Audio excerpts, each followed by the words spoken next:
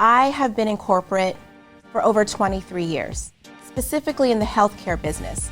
And with that comes a lot of stress. There's a lot of turnover, reorganizations, you get put on a new team with new managers, constant stress. And one of the things that has worked for me and has worked for others is tapping into what brings you joy. So one of the things that brought me joy was dance.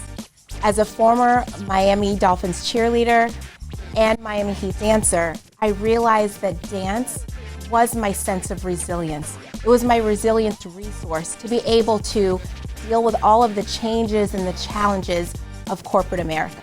I see that in healthcare, there's a great need for the professionals to be resilient, to overcome stress, to alleviate burnout, to kind of improve the culture of their organizations, but to do it with some joy with it.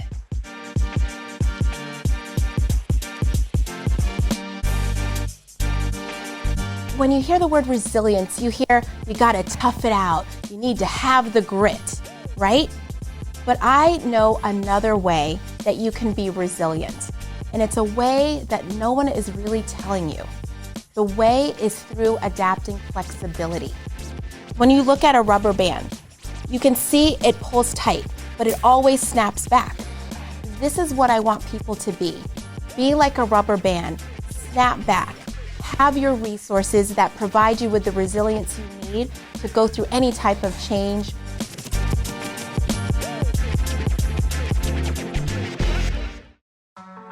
So we're gonna go into some of the do's and don'ts of networking, right?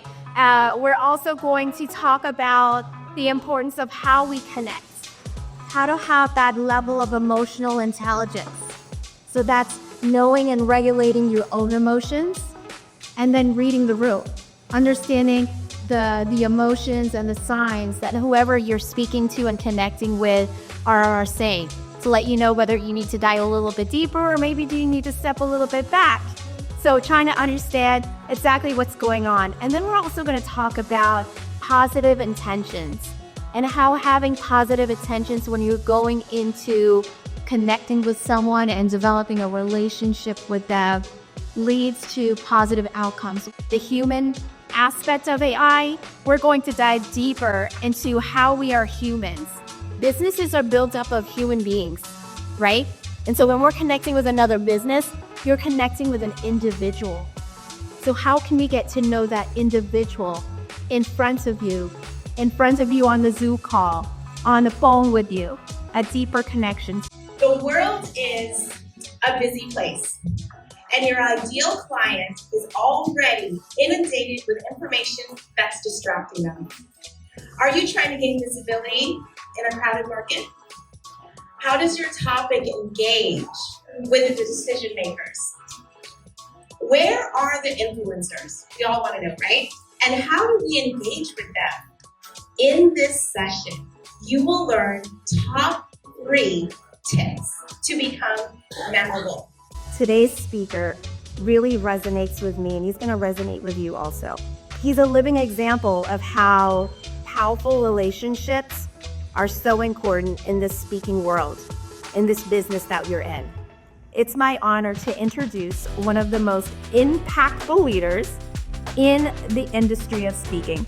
We are often raised in cultures that really feel like mental health is a taboo, even just bringing it up, right? And so I wonder, how can we think about mental health and mental illness in a more accurate and helpful way?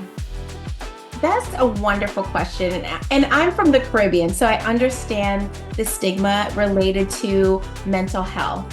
And a lot of it stems from, not understanding what it really means. Some people could be fearful from it, or they may have experienced a loved one or family member that may have had a mental health diagnosis and don't fully understand the depth of it. With stigma, what helps with that is awareness, is really understanding what mental health and well-being is all about. You discover yourself, you design the landscape, and then you go and deliver on your goal. You kind of get ready, you get set, and then you go, is the process.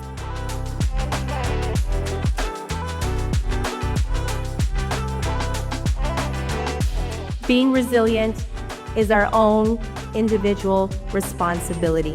We're going to talk about how you can turn your stress into growing resilience.